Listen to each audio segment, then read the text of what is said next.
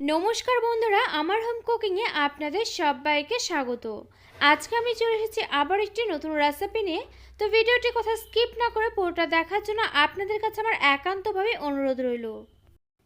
আজকে আমি আপনাদের সঙ্গে শেয়ার করছি দারুণ স্বাদের মুচমুচে পাট শাকের বড়ার রেসিপি।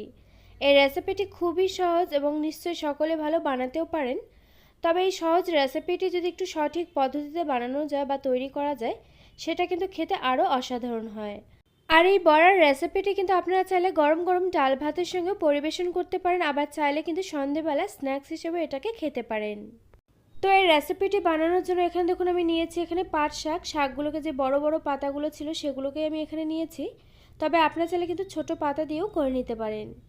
এরপর দেখুন নিয়েছি এখানে একটি বোলের মধ্যে আমি প্রথমে দিয়ে দিচ্ছি একটি বড় চামচ মেপে এখানে 2 চামচ পরিমাণ বেসন। সে একই চামচ মেপে আমি একই মাপ করে নিয়ে নিচ্ছি এখানে 2 চামচ পরিমাণ চালের গুঁড়ো। চালের গুঁড়ো দিলে কি হবে, এখানে কিন্তু বড়াগুলো না বেশ মুচমুচে হবে, খেতে ভালো লাগবে। তবে আপনারা চাইলে এখানে চালের গুঁড়োর পরিবর্তে কিন্তু কর্নফ্লাওয়ার দিয়েও করে নিতে পারেন বা ময়দা দিয়েও কিন্তু করে নিতে পারেন। এরপর আমি একই চামচ মেপে দিয়ে দিলাম এখানে 1 চামচ পরিমাণ সুজি।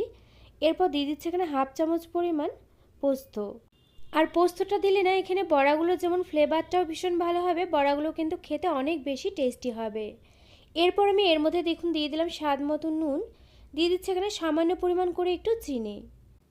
এরপর আমি এর মধ্যে দিয়ে দিচ্ছি এখানে সামান্য পরিমাণ একটু হলুদ গুঁড়োটা কিন্তু অতিরিক্ত পরিমাণ করে দেওয়ার কোনো প্রয়োজন নেই, অল্প পরিমাণ করে দিলেই কিন্তু হয়ে যাবে। দিয়ে দিলাম এখানে হাফ চামচ পরিমাণ লঙ্কা গুঁড়োটা একটু আমি বেশি দিলাম। আমার না একটু বড়াটা একটু ঝাল ঝাল হলে খেতে ভালো লাগে, যার জন্য একটু বেশি করে দিলাম। তবে আপনারা যেমন ঝাল খেতে পছন্দ করেন সে বুঝেই কিন্তু এখানে ব্যবহার করবেন। সমস্ত কিছু এখানে দিয়ে দেওয়া হয়ে গেলে দেখুন শুকনো অবস্থাতেই সমস্ত উপকরণগুলোকে একটু মিক্সড করে নিলাম। এরপর আমি এর মধ্যে দিয়ে দিচ্ছি এখানে পরিমাণ মতো জল দিয়ে এখন আমি সমস্ত কিছুকে একটু সময় নিয়ে মিক্সড করে নিয়ে এখানে দেখুন একটি ব্যাটার আমি তৈরি করে নিচ্ছি। আর ব্যাটারটাকে কিন্তু এখানে আমি খুব বেশি ঘন করে তৈরি করছি না, একটু পাতলা করে কিন্তু তৈরি করে নিতে হবে, যেহেতু এখানে আমি সুজি দিয়েছি। সুজি দেওয়াতে কিন্তু সুজিগুলো যখন ফুলে উঠবে তখন কিন্তু ব্যাটারটা আর একটু ঘন হয়ে যাবে। খুব ভালোভাবে দেখুন মিশিয়ে নেওয়া হয়ে গিয়েছে। এখন আমি ঢাকা চাপা দিয়ে এটাকে রেস্টে এভাবে রেখে দিলাম 20 মিনিট মতো। ফিরে এলাম 20 মিনিট পর। এখন আমি দেখুন ঢাকনাটাকে তুলে নিলাম।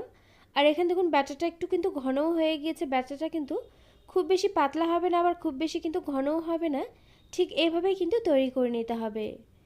ব্যাটারটা ওখানে রেডি হয়ে গেলে এরপর দেখুন এখানে আমি নিয়ে নিচ্ছি এখানে পাট শাকগুলোকে। এখানে কিন্তু আমি একটি বড়ার মধ্যে দেখুন 3টে পাতা দিয়ে করে নিচ্ছি, তবে আপনারা চাইলে কিন্তু 2টো দিয়েও করে নিতে পারেন, আবার চাইলে কিন্তু 4টে দিয়েও করে নিতে পারেন। তো এখানে দেখুন আমি পরপর কিন্তু 3টে করে পাতা এভাবে সাজিয়ে নিয়ে বড়াগুলোকে ভেজে নেব। এরপর দেখুন এই পাট পাতার গায়ে খুব ভালোভাবে আমি দুটো পাশে কিন্তু ব্যাটারটাকে লাগিয়ে নিচ্ছি। দুটো পাশে দেখুন হালকাভাবে কিন্তু এভাবে লাগিয়ে নেওয়া হয়ে গেলে এগুলোকে আমি দিয়ে দিচ্ছি এখানে তেলের মধ্যে। আগে থেকে কিন্তু একটি প্যানের মধ্যে আমি বেশ কিছুটা পরিমাণ সাদা তেল দিয়ে রেখেছিলাম। তেলটা কিন্তু এখানে অতিরিক্ত গরম হয়নি, প্রায় হালকা একটু গরম হয়েছে। তার মধ্যে কিন্তু আমি এখানে দেখুন বড়াগুলোকে দিয়ে দিচ্ছি। অতিরিক্ত গরম হলে কি হবে, এখানে কিন্তু দিতে দিতে বড়াগুলো পুড়ে যাবে, যেহেতু এখানে পাট পাতাগুলো একটু পাতলা হয়। আর উনুনের আঁচটা কিন্তু আমি মিডিয়াম টু লো ফ্লেমে রেখে একটু সময় নিয়ে কিন্তু বড়াগুলোকে বেশ লাল লাল করে ভেজে নেব। তো এখানে আমার দেখুন বেশ কয়েকটি বড়াই কিন্তু দিয়ে দেওয়া হয়ে গিয়েছে। এর থেকে কিন্তু বেশি এখানে দেওয়া যাবে না, যেহেতু এখানে পাতাগুলো বেশ বড় বড় ছিল। এখন আমি এগুলোকে একটু সময় নিয়ে দেখুন উল্টে পাল্টে নিয়ে বেশ লাল লাল করে ভেজে নিচ্ছি। আর বন্ধুরা, যে কোনো বড়াই কিন্তু বানিয়ে ফেলা খুবই সহজ, তবে এই সহজ বড়াগুলো যদি একটু সঠিক পদ্ধতিতে সঠিক কয়েকটি উপকরণ দিয়ে একটু অন্যরকমভাবে বানানো যায়, তবে দেখবেন এই সাধারণ বড়াই কিন্তু খেতে লাগে অসাধারণ। এই রেসিপিটি না আপনারা একবার এভাবে বাড়িতে ট্রাই করবেন। আশা করছি এই রেসিপিটি না খেতে আপনাদের কাছেও ভীষণভাবেই ভালো লাগবে। আর আমার এই রেসিপিটি যদি আপনাদের কাছে ভালো লেগে থাকে অবশ্যই একটি লাইক দিয়ে কমেন্ট করে জানাতে কিন্তু ভুলবেন না, কারণ আপনাদের একটি লাইক একটি কমেন্ট কিন্তু আমাকে এরকম নতুন নতুন ভিডিও বানাতে অনেক বেশি উৎসাহিত করে। আর আমার চ্যানেলে যদি আপনি নতুন বন্ধু হয়ে থাকেন অবশ্যই করে আমার চ্যানেলটিকে সাবস্ক্রাইব করে দেবেন, কারণ আপনাদের সাপোর্ট পেলেই কিন্তু আমি এগিয়ে যেতে পারবো। তো এখানে দেখুন আমি বড়াগুলো কিন্তু বেশ উল্টে পাল্টে নিয়ে বেশ লাল লাল করে ভেজে নিয়েছি। এখন আমি এগুলোকে তেল থেকে তুলে রাখছি। আর একই পদ্ধতিতে কিন্তু আমি বাকি বড়াগুলোকেও ভেজে নেব। আর এখানে দেখুন আমার কিন্তু একেবারে রেডি হয়ে গিয়েছে গরম গরম ডাল ভাতের সঙ্গে পরিবেশন করার মতো দারুণ স্বাদের মুচমুচে পাট শাকের বড়া। আর এই রেসিপিটি কিন্তু আপনারা চাইলে সন্ধেবেলা চায়ের সঙ্গেও খেতে পারেন, আবার চাইলে কিন্তু মুড়ি মাখার সঙ্গেও খেতে পারেন। সবভাবেই কিন্তু এই রেসিপিটি খেতে দুর্দান্ত লাগে।